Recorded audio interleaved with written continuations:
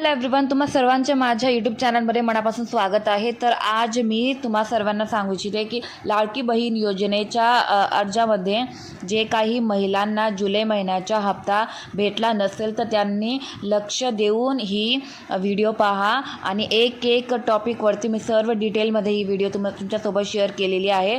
तर तुम्ही एंडपर्यंत पाहू शकतात आणि हे पेज मी तुमच्यासाठी आणलेलं आहे की का म्हणून तुमचे पैसे अडकले आहे किंवा तुम्हाला 1 महिन्याचा 2 महिन्याचा हप्ता नाही भेटू शकला आहे।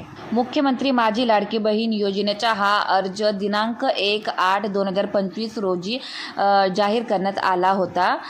माननीय महिला आणि बालविकास मंत्री यांच्या बैठकीनुसार हे अर्ज काढण्यात आलं होतं। तर सर्वात पहिले पाहू शकतात की नारी शक्ती दूत ॲप व लाभार्थ्यांचे वय हे दिनांक 1/7/2024 रोजी 21 वर्ष पूर्ण नसेल तर त्या लाभार्थ्यांना अपात्र करण्यात आले आहे। आता वेब पोर्टलवरती ज्यांनी फॉर्म भरले आहेत त्यांच्याविषयी बात करूया। तर 30/9/2024 रोजी ज्यांचे वय 21 वयोगटापेक्षा पण कमी असेल तशा अर्जांना किंवा तशा महिलांना अपात्र करण्यात आले आहे। आणि तिसरं आहे लाभार्थ्यांचे वय 1/8/2025 रोजी 65 वर्ष म्हणजे जे वयस्कर आहे 65 वर्षाच्या अधिक असेल त्यांचेही अर्ज अपात्र करण्यात आले आहेत। तर 21 वर्षाच्या कमी वयोगट आणि 65 वर्षाच्या जास्त असे वयोगटातल्या महिलांना अपात्र करण्यात आले आहे त्यांच्या अर्जानुसार व त्यांच्या डॉक्युमेंटेशनच्या नुसार। आता चौथं, लाभार्थ्यांच्या वयाची तपासणी करते वेळेस त्यांचे आधार कार्ड व्यतिरिक्त जे कागदपत्रे अपलोड केले होते ते तपासूनच वयांची खात्री करावी। वयाचा पुरावा तपासताना केवळ आधार तपासू नये, तसेच आधार कार्ड व इतर कागदपत्रावर जन्मतारखेत बदल आढळल्यास लाभार्थ्यास अपात्र करावे असं ह्या अर्जात सांगितलेलं आहे। त्यांनी आधार कार्डनुसार तुमचे जन्मतारखेनुसार तुमचे वयोगट किंवा वय ते काढले आहे आणि त्यानुसार तुम्हाला अपात्र केले आहे। 5वं, कुटुंबात एक राशन कार्ड म्हणजे एक कुटुंब। एका घराच्या 2 पेक्षा जास्त महिला या योजनेचा लाभ घेऊ शकत नाही असं स्पष्टपणे या अर्जामध्ये लिहिलेलं आहे। रेशन कार्डमध्ये 2 पेक्षा जास्त महिलांनी जर ह्या योजनेचा फॉर्म भरला असेल, फक्त एका घराचे 2च महिला ते पण एक अविवाहित आणि एक विवाहित अशा 2 महिलांना या योजनेचा लाभ भेटू शकतो।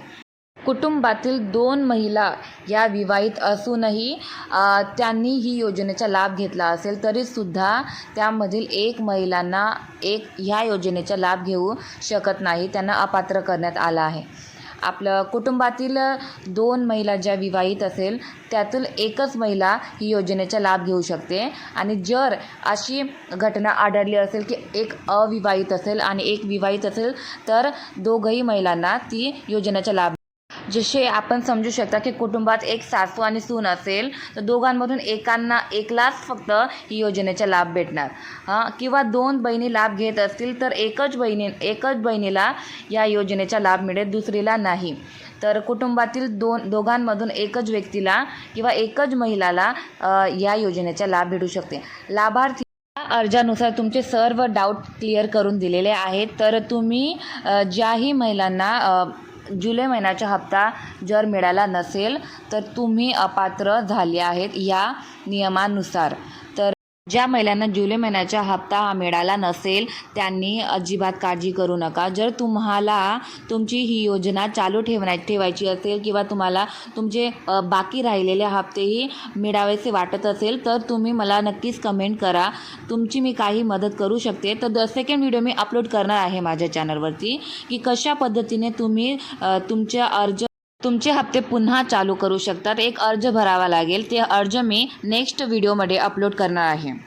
ज्या काही महिलांना जुलै महिन्याचा हप्ता मिळाला नसेल त्यांनी एक वेळेस आपली अकाउंट ट्रान्झॅक्शन्स हिस्ट्री ट्राय करून पहा, त्यामध्ये तुम्हाला हप्ता मिळाला आहे किंवा नाही ते एक वेळेस तुम्ही चेक करून पहा। कारण की प्रत्येक अशा वेळेस अशी सिच्युएशन येते की मेसेज आपल्याला येत नाही बँकेच्या। तर तुम्ही तुमचे ट्रान्झॅक्शन चेक करून पहा, नक्कीच तुम्हाला आले असेल पैसे। प्रत्येक महिलांसोबत असं घडते की त्यांना मेसेज येत नाही, परंतु बँक ट्रान्झॅक्शनमध्ये लाडकी बहीणचे पैसे आलेले आहेत हे दाखवते. म्हणून एक वेळेस तुम्ही खात्री करून घ्या तुमच्या अकाउंटशी किंवा अकाउंट ट्रान्झॅक्शनशी की तुम्हाला हप्ता मिळाला आहे किंवा नाही. तर जरी तुमचा हप्ता हा थांबवलेला असेल तर काहीच काळजी करू नका. एक अर्ज आहे जे सोप्या पद्धतीने तुमच्या वेबसाईटनुसारही भरू शकता तुम्ही. ते भरून तुमचे हप्ते हे पुन्हा चालू करू शकतात.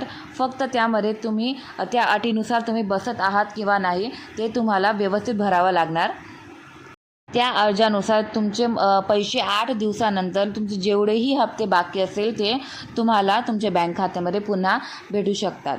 जर तुम्हाला ही व्हिडिओ थोडी पण हेल्पफुल वाटली असेल तर प्लीज माझ्या चॅनलला सबस्क्राईब करा, लाईक करा आणि कमेंट करा की तुमचे काय डाऊट्स आहेत.